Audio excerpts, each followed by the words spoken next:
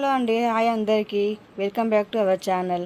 చాలామందికి కొర్రలు ఎలా వండాలో తెలియదండి. కొంతమంది డైరెక్ట్గా వాష్ చేసేసుకొని కుక్ చేసుకుంటారు.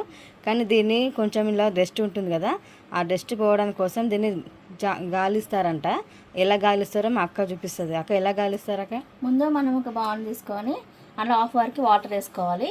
ఇలాంటి ఒక గిన్నె తీసుకోవాలి. ఫస్ట్ ఇలా కొంచెం ఒక 1-2 ఇంచ్ ఇలా సైడ్ కొంచెం పెద్దగా ఉండాలి. ఇలా ఈ గిన్నె తీసుకొని గిన్నె మనం పెట్టినప్పుడు ఈ వాటర్ అనేది అది మునిగిపోవాలన్నమాట. మీరు ఏ గ్లాస్ అయినా తీసుకోండి, ఏ గ్లాస్ అయినా తీసుకొని ఆ గ్లాస్తో కొలతలు తీసుకోండి. ఒక గ్లాస్కి ఒక మనిషి సరిపోతుంది రైస్. ఇది కొలత రైస్. ఒక గ్లాస్కి ఒక 2.5 గ్లాసులు వాటర్ వేసుకోవాలి మనం వండుకునేటప్పుడు. ఇప్పుడు ఇది ఎలా మనం క్లీన్ చేసుకోవాలో చూద్దాం.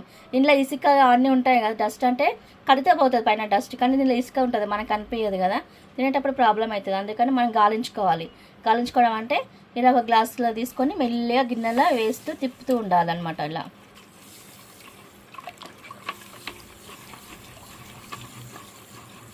ఇలా స్లోగా తిప్పుతూ ఉండాలి.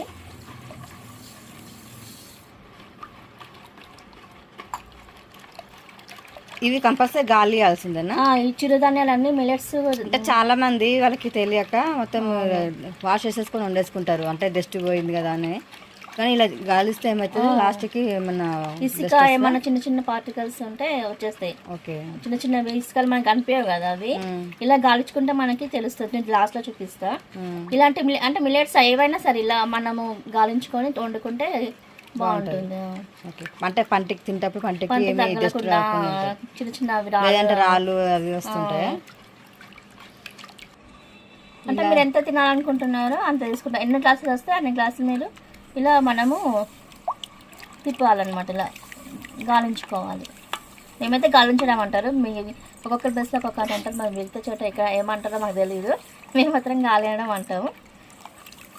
ఇలా గాలించాలి. అలా నీట్గా వాష్ చేసుకోవాలండి. మనం కడిగేటప్పుడు చాలా డస్ట్, బాగా వాటర్ కూడా ఒక 3-4 టైమ్స్ కడగాలి. ఇది మిల్లెట్స్ చాలా డస్ట్ వస్తుంది. అక్కడ ఇలా గాలిసిన తర్వాత ఎన్నిసార్లు వాష్ చేసుకోవాలి వీటిని? ఒక 3-4 టైమ్స్ మంచిగా వాష్ చేసుకోవాలి. అంటే ఎంతసేపు నానబెట్టాలి. ఎంత నానితే అంత మంచిగా రైస్ మంచిగా కుక్ అవుతుంది. ఒక 2 అవర్స్ అట్లా 1 అవర్ అట్లా 2 అవర్స్ నానబెడితే మంచిగా అవుతుంది రైస్. అంటే రైస్ లాగా కుక్ చేసుకోవాలి. రైస్ లాగా వాటర్ మనకి రైస్ కొంతమంది గంజి తీస్తారు కదా, దీనికి అలా ఏం లేదు. కొలతగా వాటర్ వేసుకొని అంటే ఒక గ్లాసు కూరలకి 2.5 గ్లాసులు వాటర్ వేసుకోవాలి. మనం ఏ గ్లాస్, ఏ సైజ్ గ్లాస్, మీరు ఏ సైజ్ అయినా వేసుకోండి. ఎన్ని గ్లాసులు వేసుకుంటే అంత వాటర్. ఒక గ్లాస్కి 2.5 గ్లాస్. ఏ సైజ్ గ్లాస్ తీసుకున్నా దాంతో మనం కూరలు ఒక కూర గ్లాస్కి 2.5 వాటర్ వేసుకోవాలి. 2.5 వాటర్. ఓకే.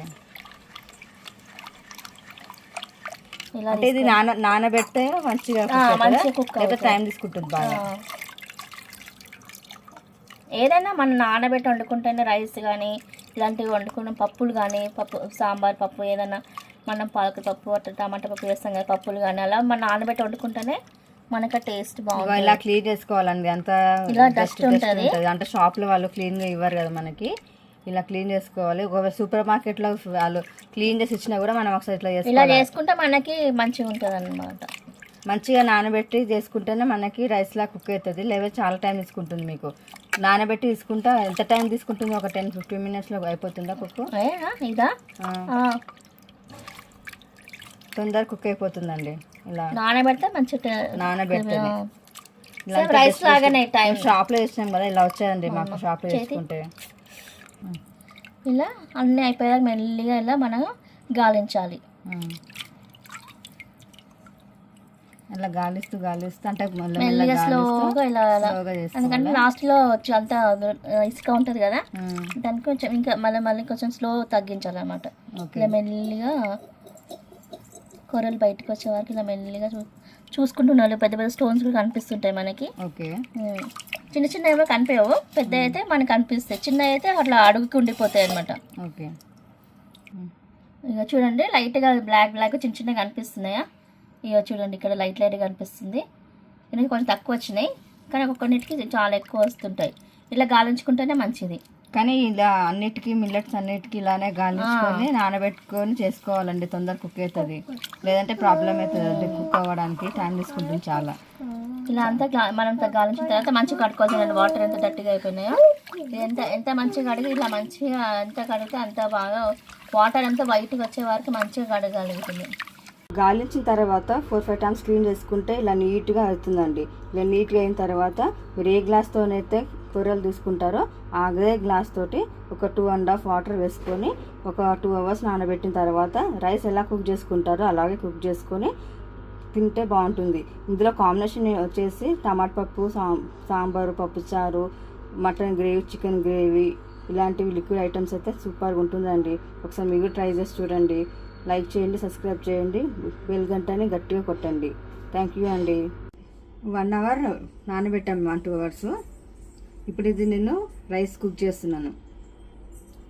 రైస్ కుక్ అయిందేమో చూద్దాము, కొర్రల రైస్ కుక్ అయిందేమో చూద్దాం. ఇప్పుడు నేను ఇంతకుముందు చెప్పాను కదా చేస్తున్నానని.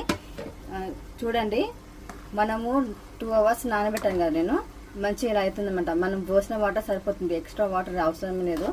ఎందుకంటే మనం 2 అవర్స్ నానబెడతాం కదా, మంచి నాని ఇలా రైస్లా కుక్ అయిపోతుంది అనమాట. హెల్త్లో చాలా మంచిది.